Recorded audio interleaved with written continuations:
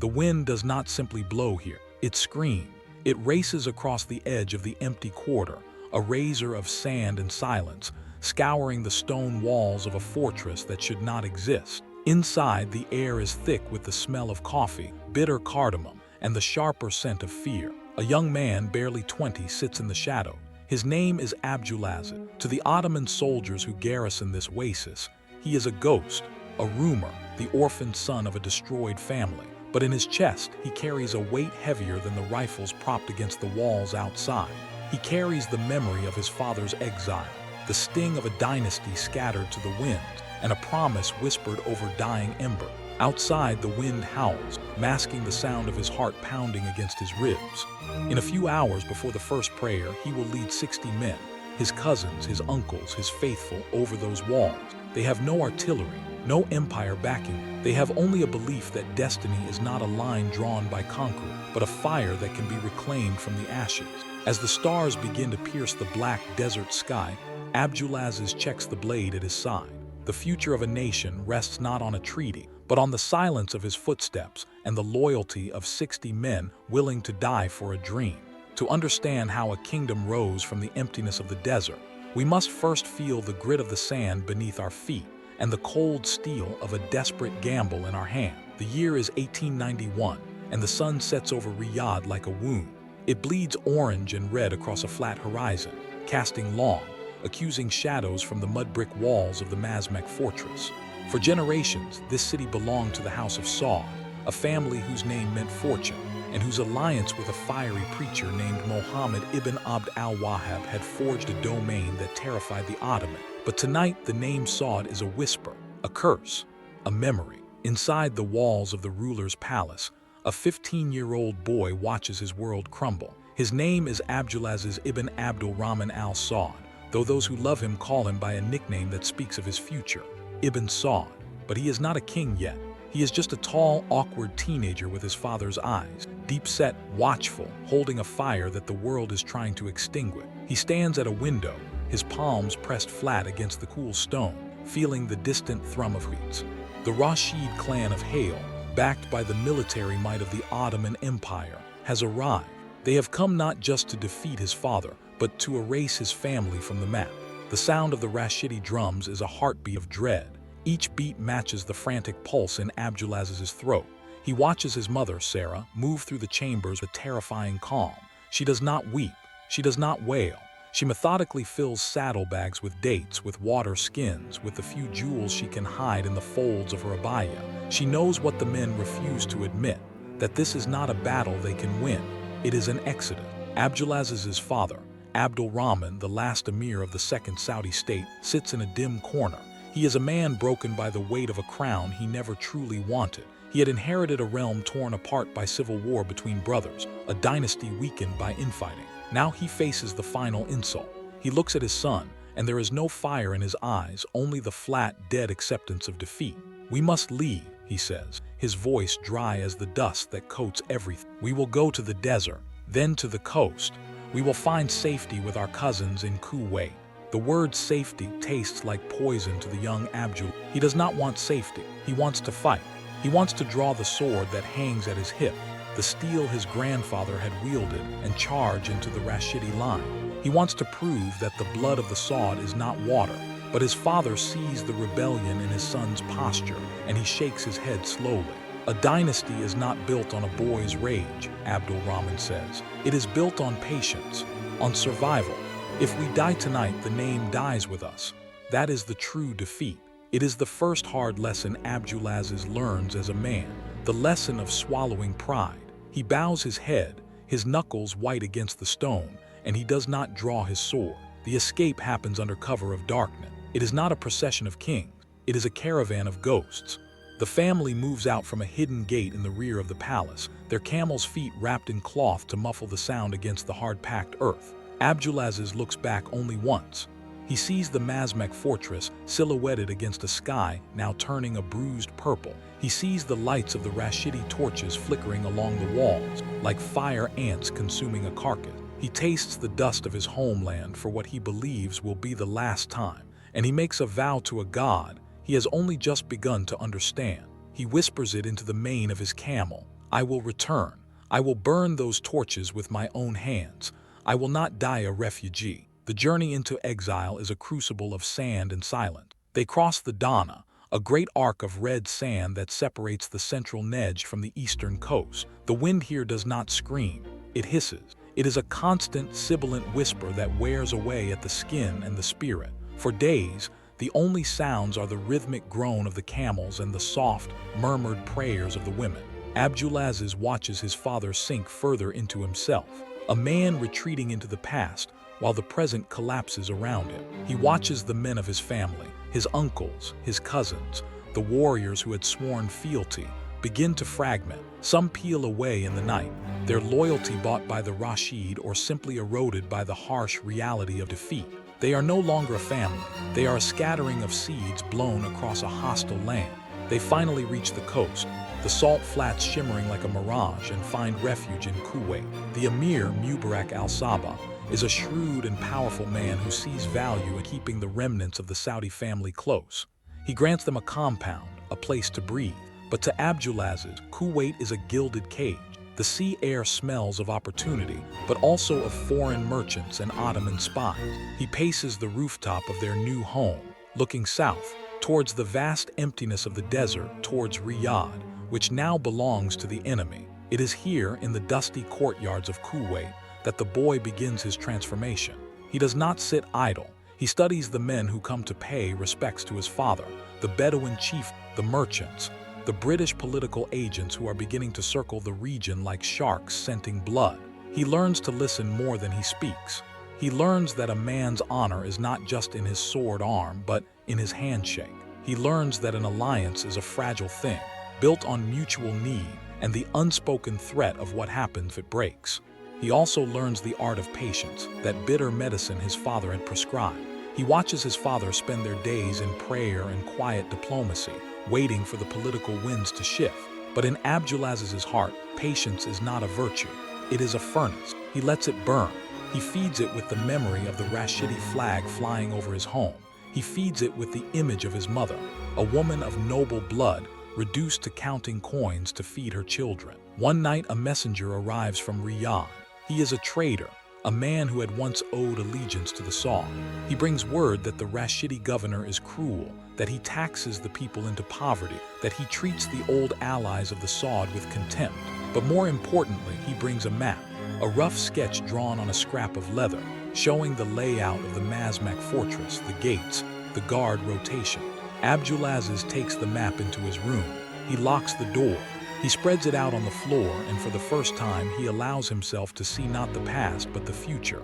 He traces the walls with his finger. He counts the guard posts. He finds the weak points. He is no longer a boy watching his city fall. He is a man planning to take it back. Outside his window, the city of Kuwait sleeps. The Gulf laps against the shore, a gentle, rhythmic sound that belies the storm gathering in the young man's soul. He has no army. He has no treasury. He has only a name, a memory, and a growing circle of loyal men. His cousins, his half-brothers, the sons of the warriors who had fled with him, they are all he has. But as the first light of dawn cracks the horizon, painting the sea hues of gold and gray, Abdulaziz makes a decision that will echo through history. He will not wait for the political winds to shift. He will become the storm. He folds the map, tucks it into his robe, and walks out into the dawn to find his father. He does not ask for permission. He asks for a blessing. He tells the broken emir that the exile ends now. He tells him that he will take 60 men, the bravest, the most loyal, and he will cross the empty quarter. He will slip past the Rashidi patrols. He will scale the walls of the Masmak Fortress. And he will, with God's will, drive a lance through the heart of the usurper. Rahman stares at his son. For a long moment, the old man sees the ghost of his own father, a man of iron will who had built the second Saudi state. He sees a fire he thought the desert had extinguished. A single tear traces a path through the dust on his cheek. He does not say it is madness. He does not say it is impossible. He simply nods, places a hand on his son's shoulder, and whispers a prayer. And so, in the cramped, sun-baked alleys of Kuwait, the unlikely birth of a kingdom begins. Not with a declaration, not with a treaty, but with a boy who refused to forget. A map drawn on leather, and the silent promise of 60 men who were willing to die for a ghost of a nation. They will leave at nightfall. They will ride into the heart of the desert, into the land of their enemies. They carry with them the weight of a fallen dynasty, and in the mind of their young leader, a single, burning question. In a world of empires and rifles, can a kingdom truly be reclaimed by 60 men and a dream? The desert does not forgive weakness. It does not care for bloodlines or the memories of lost palaces. As Abdulaziz leads his 60 men out of Kuwait in the autumn of 1901, the empty quarter opens before them like a mouth waiting to swallow them whole. They ride through the night, the stars their only compass, the cold biting through their wool cloaks. By day, they hide in wadis, dry riverbeds that offer slivers of shade, and wait for the sun to lose its fury. They are ghosts moving through a land that belongs to their enemy, and every footprint in the sand is a risk. Abdulaziz rides at the head of the column, his back straight, his eyes fixed on the southern horizon. He has spent years preparing for this journey, not just physically, but mentally. In Kuwait, he had transformed himself from a prince in exile into a warrior and a statesman. He rose before dawn each day to practice with the sword. His blade cutting arcs through the salt-tinged air until his arms screamed with. He studied the genealogy of every tribe between Kuwait and Riyadh, learning who could be trusted and who would sell them to the Rashid for a handful of gold. He sat at the feet of the merchants and the Bedouin sheiks who visited his father's court, absorbing their knowledge of the desert routes, the hidden wells, the seasonal winds that could bury a man alive or carry him to safety. But the most important transformation happened in the shadows of his own soul. In Kuwait, Abdulaziz learned the art of waiting. He learned that ambition, if displayed too early, invites destruction. He watched his father, a good man who had been a weak ruler, and he swore an oath to himself. He would be different. He would be patient when patience was required, and merciless when mercy became a weakness. The journey south takes them through the Dana, that great ribbon of red sand that separates central Arabia from the coast. The camels struggle through the soft dune, their legs sinking with each step, their breath coming in labored grunts. The men wrap their faces against the wind, their eyes becoming narrow slits against the stinging particle. They speak little. Words waste water, and water is the currency of survival. On the third night, they stop at a well known only to the Bedouin. The water is brackish, tasting of salt and earth, but it is life. As the men fill their skins, Abdulaziz calls his closest advisors to a small fire, a fire so low its flames barely lick the darkness. Among them is his half-brother Mohammed, a man whose loyalty is as solid as the granite mountain to the west. There is also his cousin, Abdullah, whose quick mind for strategy has saved them from detection twice already. "We are 10 days from Riyadh," Abdulaziz says, his voice a low murmur. He traces lines in the sand with a stick, drawing the contours of the city as he remembers. The Rashidi governor, Ajlan, keeps a garrison of 80 men in the Masmak, but the city gates are poorly guarded at night. The tribes around Riyadh remember us. They will not raise the alarm if we are silent. Mohammed looks at the map, his brow furrowed. 80 men against 60. We lose the element of surprise, we lose everything. Abdulaziz nods. He has done the calculations 1,000 times. The odds are against them, but he has also calculated the weight of the psychology of men who believe themselves safe behind stone walls. "We do not fight 80 men," he says. "We fight the governor. We take the fort before they can organize. The rest will scatter." He looks around the circle, meeting each man's eyes. He sees the flicker of doubt in some, the hardened resolve in others. He knows that some of these men will not return to Kuwait. He knows that some of them will die on the walls of the Masmak, their blood soaking into the same stones where he had played as a child. But he also knows that a kingdom is not built by those who fear the cost. "We are not just taking a city," he says, his voice rising just above the whisper of the wind. "We are taking back our name. Every man who rides with me tonight will be remembered. Your sons will tell your grandsons that you were there when the House of Saud rose from the ashes. That is a death worth dying. That is a life worth living." The men are silent for a long moment. Then Mohammed reaches out and places his hand on Abdulaziz's shoulder. "We ride," he says simply. The others echo the words, their voices a quiet chorus against the vast empty. They push deeper into the Nejd, the heartland of their ancestors. The landscape changes from soft dunes to hard gravel plain, scrubby acacia trees dotting the horizon like dark bruises. They pass through territories held by tribes who had once sworn fealty to Abdulaziz's grandfather. Some of these tribes now answer to the Rashid. Others have declared neutrality, waiting to see which way the wind will blow. Abdulaziz sends scouts ahead to test the water, to gauge which sheiks might be persuaded to join their cause, or, at the very least, to look the other way. One night they approach the camp of a tribe whose sheik, a man named Ibn Jilawi, had been a close ally of Abdulaziz's father. The scouts report that the sheik is receptive, that he has grown weary of Rashidi taxation and Ottoman arrogance. Abdulaziz decides to risk a meeting. He takes only 3 men with him, riding into the camp with his hands visible, his weapons sheathed. The tent of Ibn Jilawi is large, woven from black goat hair, its entrance facing away from the wind. Inside, the air is thick with the smoke from a brass incense burner and the smell of roasted lamb. The sheik is an old man, his beard white, his eyes sharp with the cunning of a survivor. He watches Abdulaziz enter, watches the young man lower himself to the carpet with the grace of a prince, and he sees something that makes him lean forward. "You come with a small army," Ibn Jilawi says, gesturing for coffee to be poured. "You come like a man who expects to win." "I come like a man who will win," Abdulaziz replies. He takes the small cup of cardamom coffee, raises it to his lips but does not drink. He holds the sheik's gaze. The Rashid hold Riyadh because no one has challenged them, but their grip is weak. The people remember the Saud, they remember justice. "Give me your blessing, Ibn Jilawi. Not your men, not your weapons, just your blessing. When the flag of the Saud flies over the Masmak again, you will be remembered as the first to stand with us." The sheik is silent for a long time.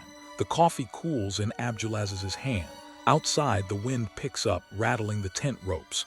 Finally, Ibn Jilawi nods slowly. "My son, you have your father's eyes, but you have your grandfather's fire. I give you my blessing." And he adds, leaning forward, "I give you my nephew. His name is Abdulaziz Ibn Jilawi. He is the best fighter in my tribe. He will ride with you." The young man who steps forward from the shadows is built like a mountain, his arms thick, his face scarred from a dozen battles. He kneels before Abdulaziz, pressing his forehead to the ground.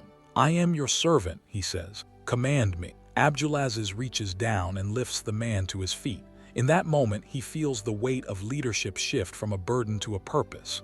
This is how kingdoms are built, not with armies but with loyalty. One man at a time, one tribe at a time. A slow, patient accretion of faith. They reach the outskirts of Riyadh on the 15th night. The city lies before them, a cluster of mud brick buildings and palm groves, its walls gleaming pale in the moonlight. The Masmak Fortress rises at its center, a squat, imposing structure with towers that seem to reach for the stars. Abdulaziz's heart pounds in his chest. He can see the lights of the Rashidi guards moving along the battlements, their torches like fireflies against the darkness. He gathers his men in a wadi just outside the city, a dry watercourse that provides cover from prying eyes. They are 64 now, with the addition of Ibn Jilawi and 3 other volunteers from the tribe. They are exhausted, their water nearly gone, their camels on the verge of collapse. But their eyes are bright with the anticipation of what is to come. Abdulaziz addresses them in a whisper. "Tonight, we do not ride into battle, we walk. We leave the camels here. We move on foot, silent as the dead. There is a gate on the eastern wall that is weakly guarded. I know it from my childhood. We climb. We take the governor's house first. If we control him, we control the fort." He pauses, looking at each face in turn. He sees his half-brother Mohammed, his jaw set. He sees the scarred face of Ibn Jilawi, a grim smile playing at his lips. He sees his cousin Abdullah, whose hands are steady despite the enormity of what they are about to attempt. "Some of us will not see the dawn," Abdulaziz continues. "But those who fall will fall with honor. They will fall for a name that will live forever. I ask you now, if you want to turn back, do it. I will not think less of you. The desert is vast. You can disappear into it and live your lives in peace. No one moves. No one speaks.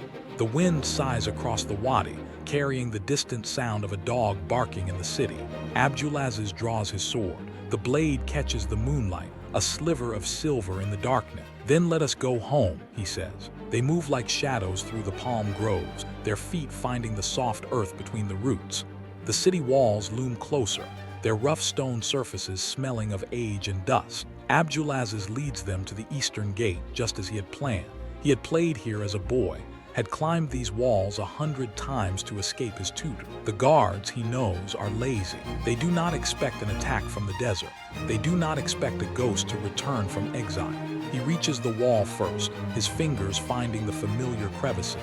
He pulls himself up, his muscles screaming with the effort, his breath held in his chest. He reaches the top and peers over. The guard is there, just as he remembered, a single man half asleep, his rifle leaning against the parapet. Abdulaziz moves with the silence of a predator. He drops behind the guard, one hand clamping over the man's mouth, the other bringing the hilt of his sword down on the man's skull.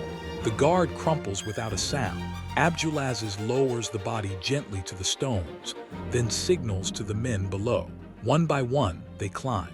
64 men pulling themselves over the walls of Riyadh, their weapons wrapped to prevent clinking, their breath fogging in the cold night air. They gather in the shadow of the wall, a small army of ghosts in the heart of their enemy city.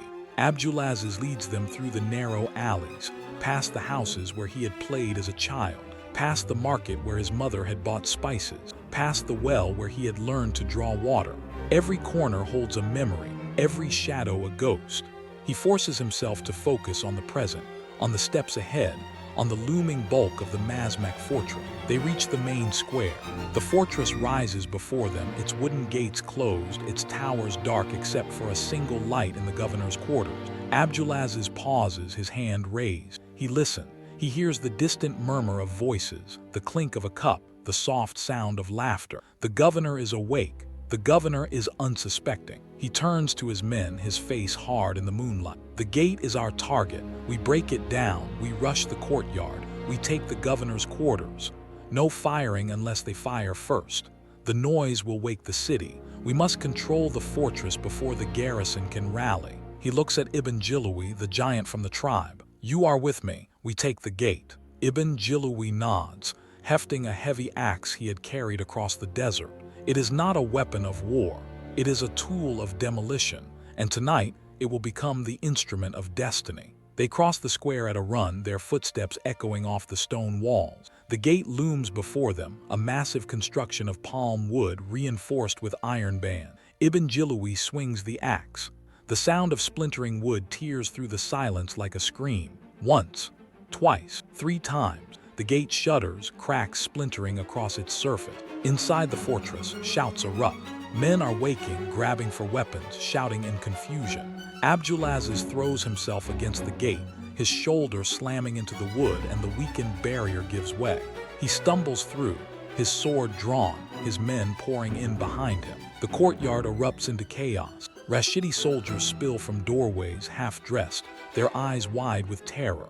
Abdulaziz cuts through the first man who reaches him, his blade finding flesh, the shock of impact jarring up his arm. Beside him, Ibn Jilawi wields his axe like a scythe, clearing a path toward the governor's quarter. But the governor, Ajlan, is not a man who panics. He appears at the top of the stairs, a pistol in each hand, his eyes scanning the chaos below. He sees Abdulaziz, recognizes the young man from descriptions, and raises one of the pistols. Time seems to slow. Abdulaziz sees the muzzle flash, hears the crack of the shot, feels the hot wind of the bullet passing his... He does not stop. He charges up the stairs, his sword raised, his voice rising in a cry that carries the weight of 15 years of exile. Ajlan fires again, and this time the bullet finds its mark. It tears through Abdulaziz's arm, a searing pain that nearly drops him to his knees. But he does not stop. He cannot stop. He reaches the top of the stairs, his sword swinging, and the blade catches Ajlan across the chest. The governor falls. The pistols clatter to the stone. In the courtyard below, the Rashidi soldiers see their leader fall, and the fight drains out of them. Some throw down their weapon. Others flee into the night, scrambling over walls, desperate to escape the fortress that had seemed so impenetrable only minutes before. Abdulaziz stands over the body of the governor, his breath coming in ragged gasps, blood dripping from his arm onto the stones below. He looks up at the sky. The stars are beginning to fade. Dawn is coming. His men gather around him, their faces streaked with dust and blood, their eyes wide with disbelief. They have done it.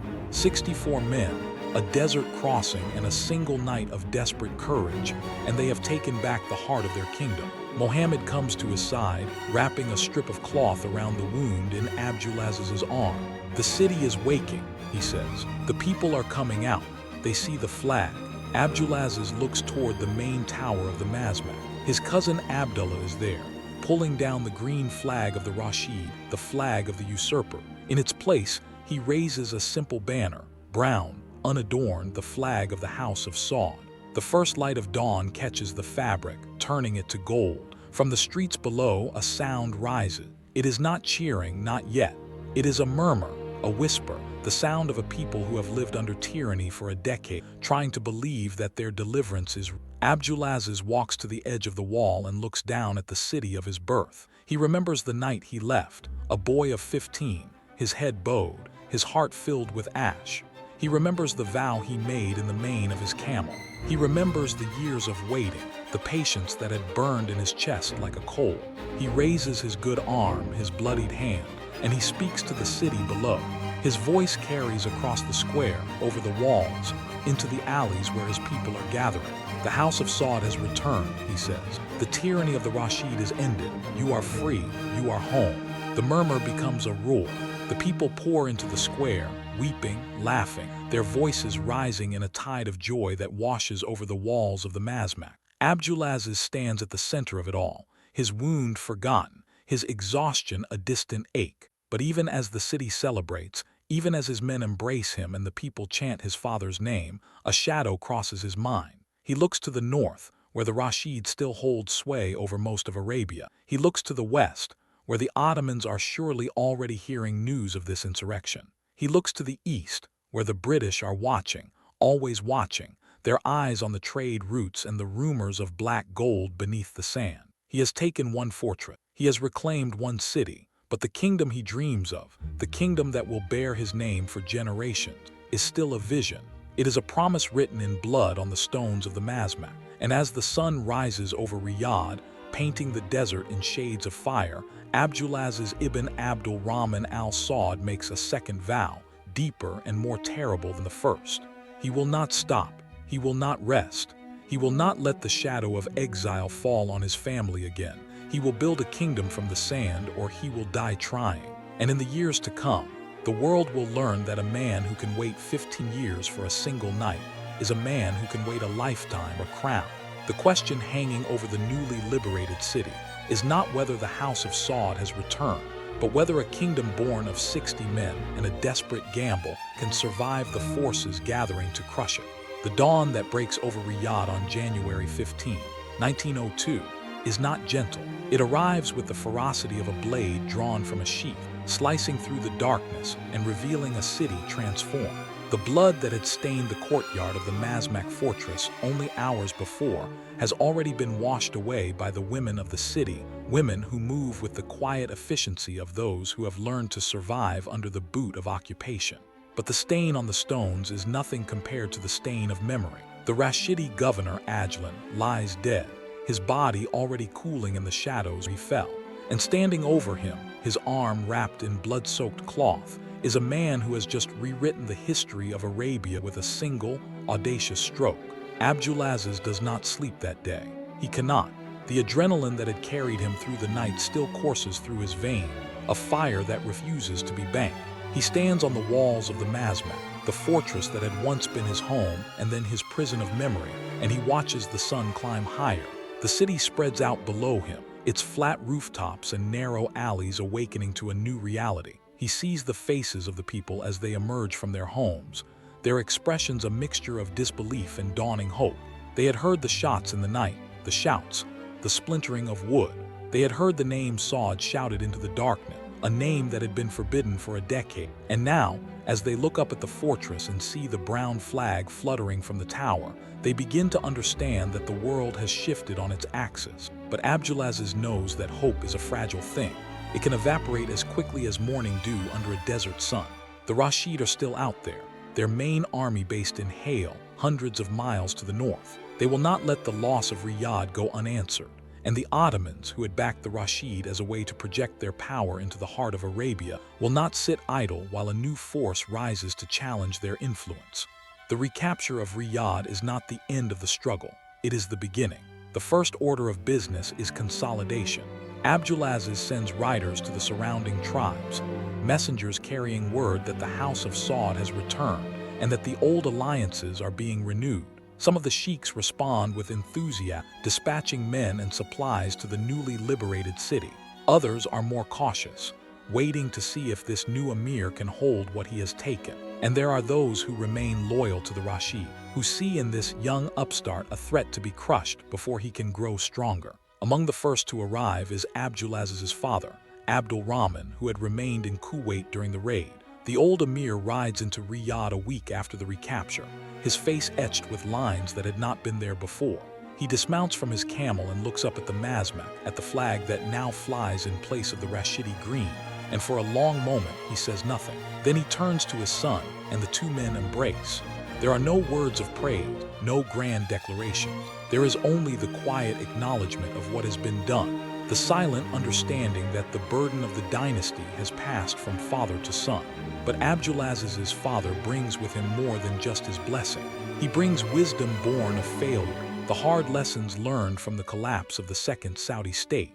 He had lost Riyadh once because the Saud had become divided, because brothers had turned against brothers, because pride had outweighed pragmatism. He looks at his son now, this tall, fierce young man who has just accomplished what no one thought possible, and he sees the same fire that had burned in his own father, the fire that had built a kingdom and then watched it crumble. "Listen to me," Abdul Rahman says, his voice low and urgent. They are standing in the courtyard of the Masmak, the same stones still bearing the marks of the battle. "You have done what I could not. You have given us back our name, but a name is not enough. The Rashid will come, the Ottomans will come. They will not fight you with 60 men. They will come with armies, with rifle, with cannon. You must be smarter than, you must be patient when they are rash. You must be generous when they are cruel. The people must love you more than they fear your enemies." Abdulaziz listened. He has always listened to his father, even when he disagreed. But in his heart, he knows that patience, while necessary, is not enough. He needs more than survival. He needs to build something that can withstand the storms that are coming. He needs to transform this single city, this one fortress, into the seed of a nation. The weeks that follow are a blur of activity. Abdulaziz sets about the work of governance with the same intensity he had brought to the raid. He meets with the merchants of Riyadh, assuring them that trade routes will be protected, that taxes will be fair, that their property will be respected. He meets with the religious scholar, the ulama, who had been marginalized under the Rashid, and he reaffirms the old alliance between the House of Saud and the Wahhabi clerical establishment. He stands before them in the Grand Mosque, his wounded arm still bound, and he speaks of justice, of the purity of faith, of the need to unite the tribes of Arabia under a single banner of righteousness. The scholars are wary at first. They had seen the Saud rise and fall before. They had seen the compromises that power demands. But there is something about this young man, something in his eyes, that gives them pause. He speaks with the conviction of a believer, but his gaze holds the calculation of a statesman.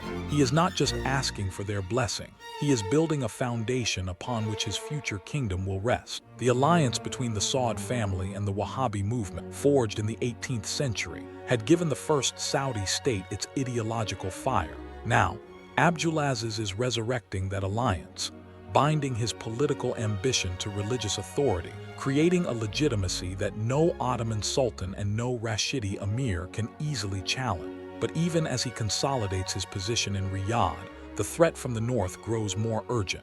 Mohammed ibn Rashid, the emir of Hale, is a man of cold fury. He had not become the master of northern Arabia by allowing insults to go unavenged. The loss of Riyadh is not just a military defeat. It is a humiliation that echoes across the desert. He sends word to his commander. He dispatches messenger the Ottoman governors in Baghdad and Damascus. He gathers his forces for the strike that will crush this upstart once and for all. Abdulaziz knows what is coming. His scouts bring reports of Rashidi columns massing to the north, of Ottoman weapons being distributed to his enemies, of tribal sheiks who are being pressured to choose sides. He does not have the army to meet the Rashid in open battle. He does not have the supplies to withstand a prolonged siege. He has only his wits, his men, and the harsh geography of the desert that has always been the true ruler of Arabia. He makes a decision that reveals the depth of his strategic mind. Instead of waiting for the Rashid to come to him, he takes the fight to them. He leads his men, now grown to a few hundred, on a series of lightning raids against Rashidi supply line, against their allied tribes, against their outposts along the trade routes. He moves with a speed that seems impossible, appearing in one place only to strike somewhere else days later, leaving his enemies confused and demoralized. He is not fighting a war of conquest. He is fighting a war of attrition, bleeding the Rashid one small wound at a time, forcing them to chase shadows across a land that has no mercy for the slow or the foolish. The year 1903 becomes a year of desperate survival. The Rashid launched 3 major campaigns to retake Riyadh, and 3 times Abdulaziz outmaneuvers them. He avoids pitched battles, melts into the desert, strikes at their flanks, and then vanishes. He uses the geography of the Nejd as a weapon, leading his enemies into waterless wastes where their forces wither, where their horses founder, where their Ottoman-supplied rifles become useless weights in the hands of dying men. He learns the art of psychological warfare, spreading rumors that magnify his numbers, that speak of miracles and divine favor, that sow doubt in the hearts of his enemy. But the cost is staggering. Men he loves die in these raids. His cousin Abdullah, who had raised the flag over the Masmak on that first morning, falls in a skirmish outside the walls of a small oasis town. Abdulaziz finds him in the aftermath of the battle, lying among the bodies of his enemy, his face turned toward the sky. The young emir kneels beside his cousin, and for the first time since the recapture of Riyadh, he weeps. He weeps not just for Abdullah, but for all the men who have followed him, for the weight of leadership that demands that he send others to die for a dream that still feels impossibly distant. Yet even in his grief, Abdulaziz understands something that his enemies do not. He is not just fighting for territory, he is fighting for the loyalty of the Arabian tribes. Every time he defeats a Rashidi column, every time he protects a village from Ottoman taxation, every time he shows mercy to a surrendered enemy, he adds to his reputation.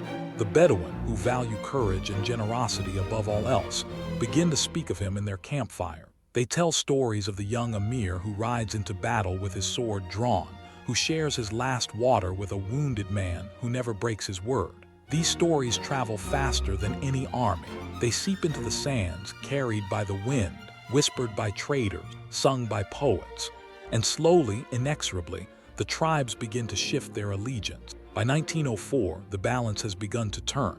The Rashid, frustrated and overextended, make a fatal mistake. They press their Ottoman allies for a decisive intervention, and the Ottomans respond by sending a regular army column into the Nejd, complete with artillery and modern rifle. It is exactly what Abdulaziz has been waiting for. The Ottoman column, confident in its firepower, marches deep into the desert, far from its supply lines, far from reinforcement. And when it reaches the oasis of Buraydah, Abdulaziz is waiting. The battle that follows is not a conventional engagement.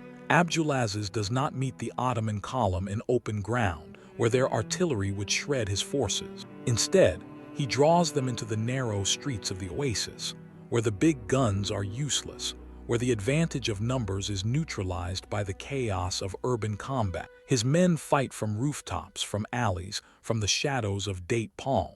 They fight with swords and spears against rifle, with a ferocity that the Ottoman soldiers, accustomed to conventional warfare, cannot match.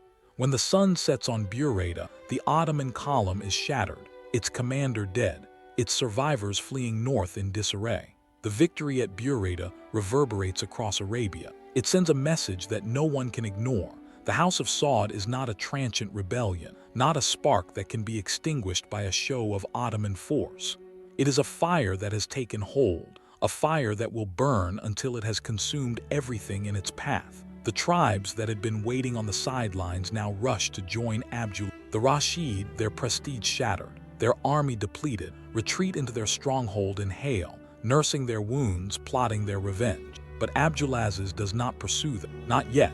He knows that overreach is the death of ambition. He has seen it in his father's story, in the collapse of the second Saudi state when it grew too fast, when it tried to hold too much with too little. He consolidates his gain. He establishes his authority over the central Nejd, over the towns and oases that form the agricultural heart of Arabia. He builds alliances through marriage, taking wives from powerful tribes, binding their loyalty to his bloodline. He creates the beginnings of a bureaucracy, a system of governance that can administer territory, collect taxes, dispense justice. And all the while, he watches the north. He watches the Rashid, who still hold hail, who still dream of reclaiming their lost dominion. He watches the Ottomans, who have been humiliated but not defeated, who still rule the coastal provinces of Arabia, who still cast hungry eyes toward the interior. He watches the British, who are beginning to take an interest in this young emir who has emerged from the desert, who see in him a possible ally against Ottoman influence, a potential guardian of the routes to India. The years pass. Abdulaziz grows from a young man into a leader of formidable reputation. His beard thickens, his shoulders broaden, his eyes acquire the hard clarity of a man who has seen too much death to be moved by sentiment. But he never forgets the night of the recapture, the moment when he stood on the walls of the Masmak with blood running down his arm, the moment when he vowed to build a kingdom from the sand. He looks at his growing domain, at the tribes that now answer to his name, at the flag that flies over a dozen cities instead of just one, and he knows that the hardest work is still ahead. The Rashid remain, the Ottomans remain, and now a new power is emerging on the horizon, a force that will transform Arabia in ways he can scarcely imagine. A rumor is spreading through the desert, a whisper carried by traders and travelers, of a black liquid bubbling up from the ground in the eastern provinces, a substance that the British call oil. But for now, Abdulaziz pushes those thoughts aside. He has a more immediate task. He must finish what he started on that January night. He must drive the Rashid from Arabia. He must break the power of the Ottoman. He must unite the fractious tribes into a single nation, a nation that can stand on its own in a world of empire. He has come so far from the boy who fled Riyadh in the darkness, from the refugee who paced the rooftops of Kuwait, from the young man who led 60 desperate souls across the empty quarter. But the journey is not over. The crown is not yet his. And somewhere in the north, in the stone halls of Hail, Mohammed ibn Rashid is sharpening his sword, gathering his forces, dreaming of the day when he will ride south and erase the name Saud from the earth. The war is not over. It has only just begun. The question that hangs over the desert, over the tribes, over the young emir who has dared to challenge the powers of his age, is whether the House of Saud can survive the storm that is about to break upon them. The years between 1904 and 1920 are not measured in calendars but in blood. Abdulaziz learns early that the desert does not grant kingdom. It extracts them, grain by grain, life by life, until the ground is saturated with sacrifice. He has taken Riyadh, held it against the Rashidi counterattacks, shattered an Ottoman column at Burida, but the Rashid still hold Hail. The Ottomans still hold the Hijaz, the coastal strip that contains the holy cities of Mecca and Medina. And now, a new force is stirring in the sand, a force that Abdulaziz himself will unleash, only to spend the rest of his life trying to contain. The Ikhwan begins as an idea pure and righteous. Abdulaziz, ever the pragmatist who understands that faith is the strongest chain that binds men together, invites the religious scholars to send preachers into the Bedouin camps. These preachers speak of a return to the purity of early Islam, of a brotherhood that transcends tribal loyalty, of a community of believers who will fight for the faith with the same fervor that the Prophet's companions had shown 14 centuries before. The word Ikhwan means brothers, and at first, that is what they are. Men who have forsaken the old ways of raiding and to build a new society based on religious law. But the desert does not relinquish its hold on the soul easily. The Bedouin who flock to the Ikhwan banner are warriors by birth, men who have been raised with a sword in one hand and a camel halter in the other. They bring to their new faith the same ferocity they had once devoted to tribal warfare. They build settlements called haras, where they settle the land, learn to farm, pray 5 times a day. But they also train. They drill with rifles. They practice cavalry charges. They hone the skills that have made the Bedouin the most feared light cavalry in the world. And they look to Abdulaziz not just as a political leader, but as a religious commander, an imam who will lead them to cleanse Arabia of unbelievers and heretics. Abdulaziz watches this movement grow with a mixture of satisfaction and unease. The Ikhwan gives him an army unlike any that Arabia has ever seen. These are not mercenaries who fight for pay, not tribal Levites who will melt away when the fighting gets hard. They are true believers, men who have been told that death in battle is the surest path to paradise. When Abdulaziz unleashes them against the Rashid in 1906, the results are devastating. The Rashidi army, still reeling from the defeat at Burayda, meets the Ikhwan at a place called Raudat Muhanna, a meadow in the northern desert that becomes a slaughterhouse. The Rashidi emir himself falls, his head severed by an Ikhwan sword, his army scattering to the wind. But victory brings its own complications. The Rashid do not surrender. They retreat into Hale, their mountain stronghold, and they continue to resist. The Ottomans, distracted by wars in the Balkans and the rising threat of Italian invasion, cannot spare the forces to intervene directly, but they continue to arm and finance the Rashid, hoping to keep Arabia divided and weak. Abdulaziz finds himself in a grinding war of attrition, a war that demands more men, more resources, more of the ideological fervor that the Ikhwan provides. He marries again and again, each union a political calculation, each bride a bond with a powerful tribe. His household grows, his sons begin to accumulate, a dynasty taking shape even as the kingdom remains unfinished. He moves constantly, rarely spending more than a few weeks in Riyadh, his tent pitched wherever the fighting takes him, his body scarred by wounds that refuse to heal properly in the desert climate. He develops a reputation for courage that borders on recklessness, leading charges personally, exposing himself to enemy fire, as if he believes that a bullet cannot touch him until his work is done. The year 1912 marks a turning point. Abdulaziz, now in his late 30s, has finally broken the back of Rashidi resistance. Hale falls after a prolonged siege, the last Rashidi emir fleeing into Ottoman territory, never to return. The House of Saud has avenged the exile of 1891. The Central Arabian Peninsula, from the sands of the empty quarter to the frontiers of Ottoman Iraq, now answers to Abdulaziz. He is no longer a rebel chief, a desert warrior fighting for survival. He is the undisputed master of the Nejd, the ruler of a territory larger than France, the most powerful Arab leader between the Red Sea and the Persian Gulf. But the world around him is changing in ways he cannot control. The Great War breaks out in Europe in 1914, a cataclysm that will sweep away empires and redraw the map of the Middle East. The Ottomans, desperate for allies, throw their lot in with Germany and Austria-Hungary. The British, who have watched Abdulaziz's rise with growing interest, now see him as a potential weapon against their Ottoman enemy. They send envoys to his camp, offering gold, rifles, machine guns, even artillery.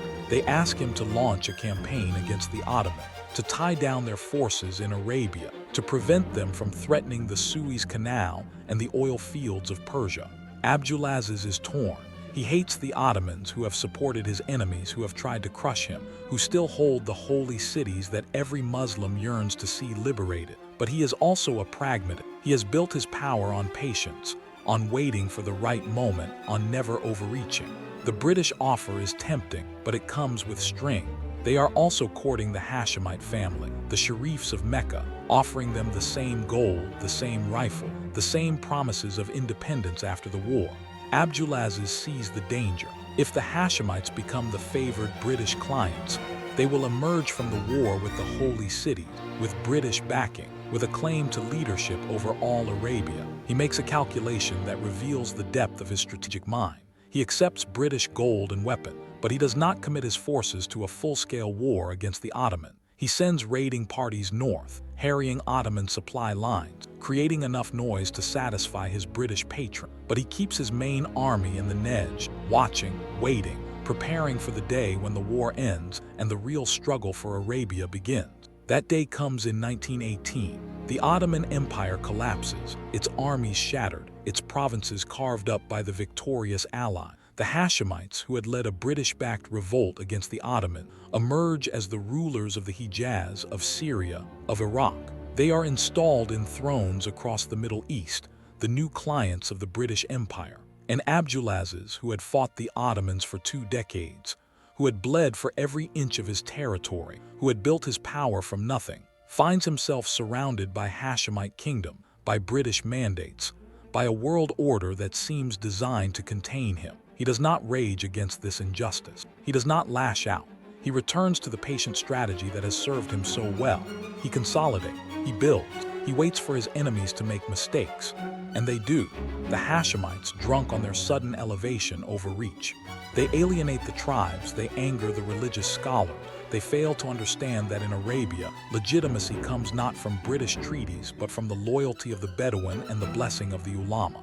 Abdulaziz watches from Riyadh, his army of Ikhwan chafing at the bit, his sons growing into manhood, his power accumulating like water behind a dam. The year 1924 brings the flood. The Hashemite ruler of the Hijaz, King Hussein, declares himself caliph, a title that enrages the religious establishment. The Ikhwan, who have been waiting for a decade to cleanse the holy cities of what they see as corruption, demand action. Abdulaziz, sensing that the moment has finally arrived, gives the order. His armies sweep west, through the mountains that separate the Nejd from the Hijaz, moving with a speed that astonishes the world. The Hashemite forces, demoralized and outnumbered, crumble. Mecca falls without a fight. Medina surrenders soon after. Within a year, Abdulaziz has added the holy cities to his domain, has become the custodian of Islam's most sacred places, has transformed himself from a desert chieftain into a king. But victory carries a bitter taste. The Ikhwan, who had been his sword, now threaten to become his master. They see in the conquest of the Hijaz not an end but a beginning. They want to push further, into the British mandates of Iraq and Transjordan, into Kuwait, into the lands of the Shia tribes along the Gulf. They want to purge Arabia of all innovation, all compromise, all the softness that they believe comes from contact with the outside world.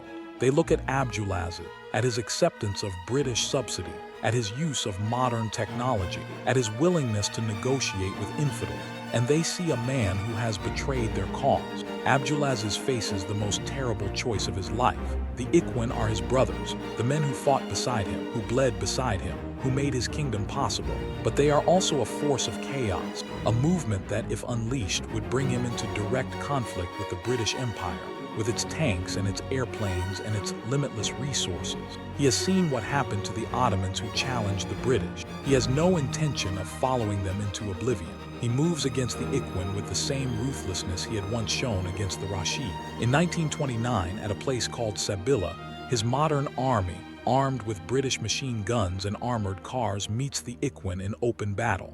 The result is not a contest. It is a massacre. The Ikhwan charge into the teeth of machine gun fire, their faith telling them that bullets cannot touch the righteous. The bullets prove otherwise. Thousands die in a single morning, the blood of the faithful soaking into the gravel plain, their bodies left for the vultures. Abdulaziz watches from a ridge, his face unreadable, his hands steady. He has crushed the monster he created. He has secured his kingdom at the cost of his soul. The survivors of the Ikhwan scatter into the desert, their movement broken, their dream of a purified Arabia shattered. Abdulaziz absorbs their settlements into his administration, co-opts their leaders with titles and pensions, buries their ideology under the weight of his new, modern state. He has unified Arabia, but not in the way the Ikhwan had imagined. He has unified it under his own banner, under the banner of the House of Saud, under a system that combines traditional tribal authority with modern bureaucracy, religious legitimacy with pragmatic diplomacy. The 1930s bring new challenges. The Great Depression crashes the global economy, and the revenues from the pilgrimage to Mecca, the lifeblood of his treasury, dry up. Abdulaziz finds himself in financial crisis, his kingdom teetering on the edge of collapse. He turns again to the British, signing treaties that formalize his borders, that accept British protection in exchange for cash. He turns to the American, who have begun to show interest in the rumors of oil beneath the eastern sand. In 1933, he grants a concession to the Standard Oil Company of California, a deal that will transform his kingdom beyond imagining. The first oil strikes come in 1938, just as the world is sliding toward another war. Abdulaziz, now in his 60s, his body worn by decades of fighting, his face weathered by sun and wind, watches the black liquid bubble up from the ground and knows that everything has changed. The wealth that will flow from this discovery be beyond anything he has ever imagined. It will buy him armies, weapons, influence. It will make his kingdom one of the richest nations on earth. But it will also bring new dangers, new enemies, new pressures. The world will not leave Arabia alone now. The oil will draw the great powers like sharks to blood. He gathers his sons around him, the dozens of sons born from his many marriages, and he speaks to them of the future. He tells them that the kingdom he has built is not his, that it belongs to the family, that they must protect it together. He establishes a line of succession, a system that will keep the crown within the House of Saud, that will prevent the fratricidal struggles that destroyed the first two Saudi states. He does not know if they will listen. He does not know if they will remember the lessons he learned in blood, in exile, in the desperate gamble of a January night. The year 1953 finds Abdulaziz in Taif, the mountain city where he retreats to escape the summer heat of Riyadh. His health is failing. His heart, which had carried him through 1,000 battles, is finally wearing out. He lies in a bed that is too soft for a man who has slept on sand for most of his life, surrounded by physicians who speak in whisper, by sons who cannot meet his eyes.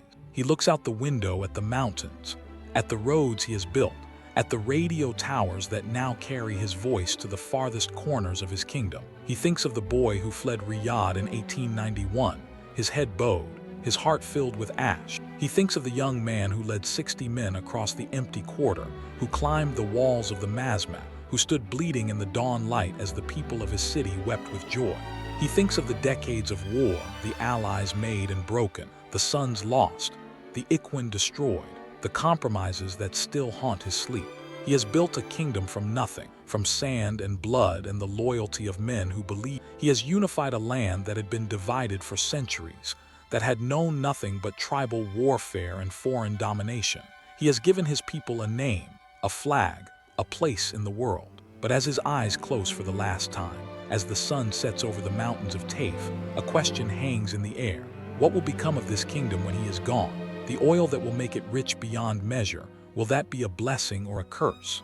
The sons who will inherit his throne, will they remember the lessons he learned in the desert, or will they lose themselves in palaces and power? The alliance between faith and politics that he forged, will it hold, or will it tear the nation apart? Abdulaziz ibn Abdul Rahman al-Saud, the man who rose from exile to build a kingdom, passes into history. Behind him, he leaves a nation that did not exist when he was born, a dynasty that will rule for generations, a legacy that will shape the Middle East for a century to come. But the question he carried from the walls of the Masmak, the question that drove him across the desert, the question that sustained him through exile and war and the betrayal of his own brothers, remains unanswered.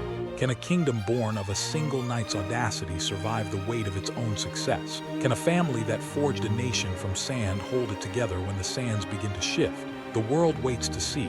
The suns gather. The oil waits beneath the ground. And the desert, that ancient witness to all that rises and falls, whispers its eternal answer. Nothing is built to last, but some things are worth building anyway. The kingdom Abdulaziz leaves behind in November 1953 is a contradiction carved into the desert. It is ancient and newborn, pious and pragmatic, desperately poor and impossibly rich all at once. He has spent 50 years stitching together a nation from the torn fabric of tribal Arabia, and in his final moments, lying in the palace at Taif with the mountain air cool against his skin, he must have known that the true test of his life's work was only beginning. The man who had seized Riyadh with 60 men now entrusts his kingdom to 60 sons, a dynasty so vast that no one, not even Abdulaziz himself, can count its branches with certainty. He dies as he lived, surrounded by the weight of legacy, and the silence that follows his last breath is not an ending but a beginning. The first years after Abdulaziz's death are years of adjustment, of learning to live without the gravitational pull of the founding father. His eldest surviving son, Saud, takes the throne, a man whose generosity is legendary and whose extravagance will become infamous. Saud has his father's love of grand gesture, his father's ability to bind men through gifts and patronage, but he lacks Abdulaziz's iron discipline, his willingness to say no, his understanding that a treasury emptied by indulgence is a treasury that cannot defend the nation. The oil revenues that began as a trickle in the 1930s have become a flood by the 1950s, and Saud opens the gates. Palaces rise across the kingdom. Mercedes sedans replace camels on the roads.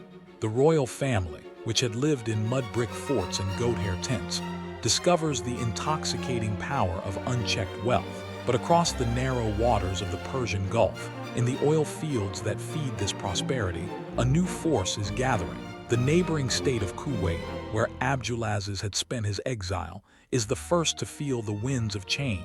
Nationalists and radicals speak of Arab unity, of socialism, of throwing off the old alliances with the West. The voice that carries farthest across the region belongs to an Egyptian colonel named Gamal Abdul Nasser, whose radio broadcasts crackle through the desert air, promising a new dawn for the Arab world, a dawn that casts the old monarchy, the House of Saud among them, as relics of a corrupt and compromised past. Saud listens to these broadcasts with a mixture of contempt and fear.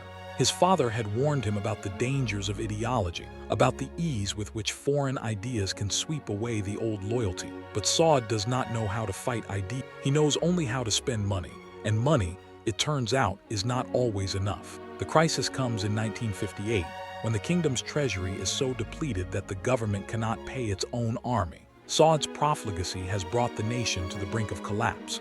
The royal family, the ulama, the senior princes, all those who had sworn fealty to Saud begin to whisper, and in the whispers one name rises above the others: Faisal. Abdulaziz's third son is everything his brother is not. Where Saud is expansive, Faisal is reserved.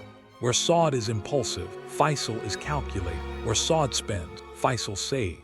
He has served as foreign minister, as prime minister, as the public face of Saudi diplomacy in the years when Abdulaziz was too old to travel. He has looked the great powers in the eye and negotiated with them as an equal. He knows the value of a riyal and the weight of a promise. The family forces Saud to cede executive power to Faisal, a transfer that is dressed in the language of consultation and consensus, but is, in truth, a palace coup. Saud rages, retreats, schemes to reclaim his authority. Faisal waits, works, builds. For 6 years, the kingdom is governed by two brothers, one the king in name, the other the king in fact. It is an arrangement that cannot last. In 1964, the family acts again. The ulama issue a fatwa, a religious ruling deposing Saud. Faisal ascends the throne, not as a conqueror, but as a healer, a man whose cold, steady gaze promises order after chaos, discipline after indulgence. Faisal's reign is the moment when the kingdom Abdulaziz built takes its modern form. He does not share his father's love of the desert, his intimate knowledge of every tribe and well and grazing ground. Faisal is a man of the palace, a bureaucrat born, a planner and an administrator, but he carries his father's ruthlessness, his father's willingness to make enemies and destroy them. He slashes the royal budget, cutting the allowances of his own brothers, forcing the family that had grown fat on Saud's generosity to live within its means. He builds institutions, ministry, universities, a modern military that can govern a nation without requiring the constant personal intervention of the king.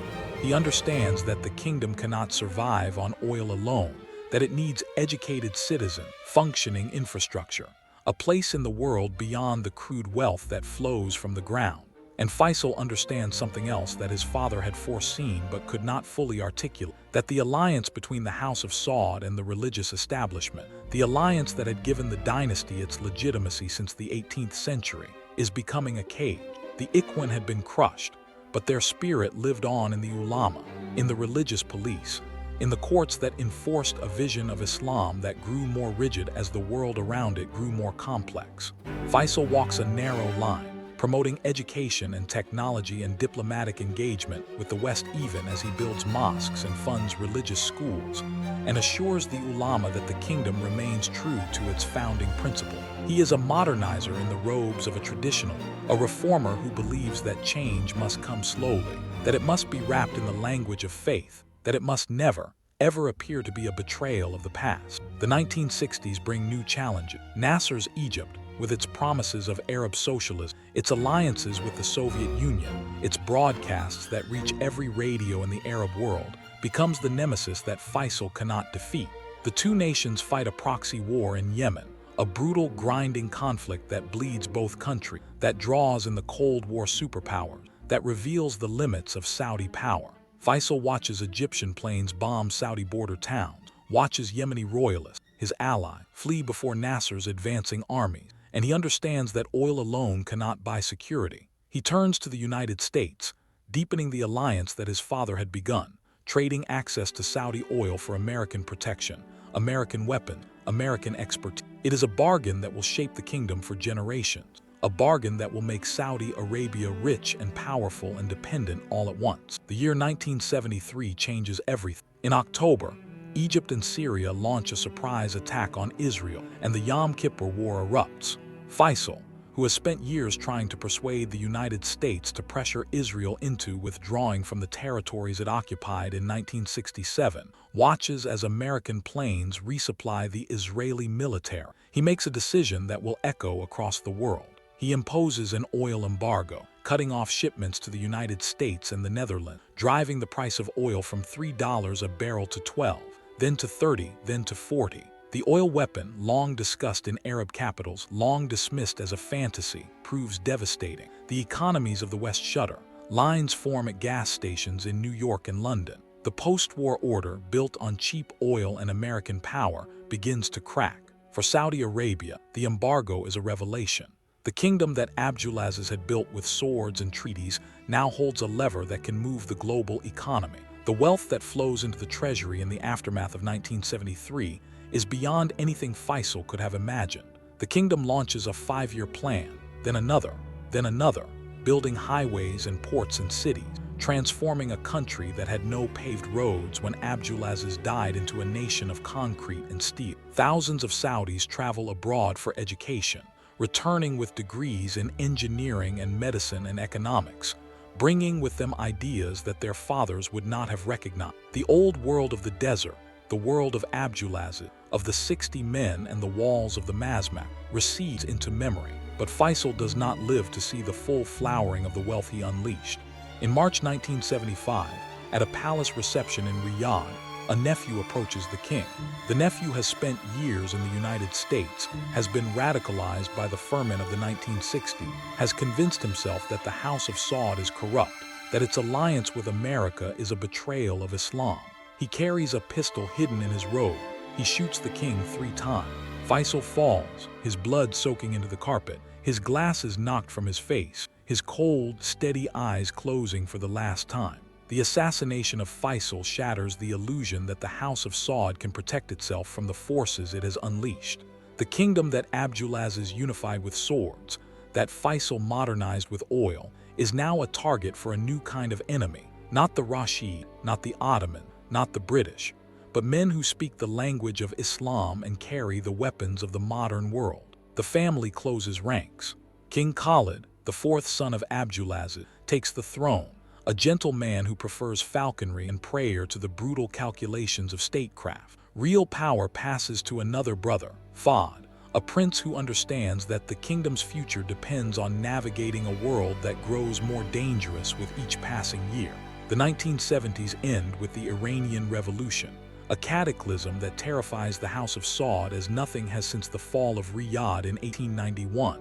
The Shah of Iran, America's closest ally in the region, is swept away by a tide of religious populism, replaced by a theocracy that preaches the overthrow of all monarchy, all Western influences, all the compromises that the House of Saud has made to survive. Across the Persian Gulf, a Shiite cleric named Ruhollah Khomeini calls for the export of his revolution, for the overthrow of the Saudi monarchy, for the destruction of the alliance with America that Faisal had built. The kingdom that Abdulaziz forged from the tribes of the Nejd suddenly seems fragile, its foundations less solid than they had appeared. And then in November 1979, the blow falls. A group of religious extremists seizes the Grand Mosque in Mecca, the holiest site in Islam, the place where Abdulaziz had established his legitimacy when he conquered the Hijaz in 1924. The extremists are led by a man who claims to be the Mahdi, the prophesied redeemer of Islam. They denounce the House of Saud as corrupt, as apostate, as unworthy to guard the holy places. For 2 weeks, the kingdom is paralyzed. The government cannot use force in the Grand Mosque without risking the desecration of Islam's most sacred space. The French government sends commandos, who convert to Islam for the duration of the operation. The mosque is retaken, the extremists are killed or captured, the threat is contained, but the wound remains. The House of Saud has been shown to be vulnerable, not from without but from within. The 1980s and 1990s are decades of consolidation and anxiety. King Faud, who assumes full power after Khalid's death in 1982, understands that the kingdom must change, must modernize, must prepare for a world in which oil wealth cannot guarantee security. He builds a modern military, the largest in the Arab world. He invests in infrastructure, in education, in the institutions of a modern state. But he also deepens the alliance with the United States, hosting American troops, buying American weapons, integrating the kingdom's security into the American-led order that emerged from the Cold War.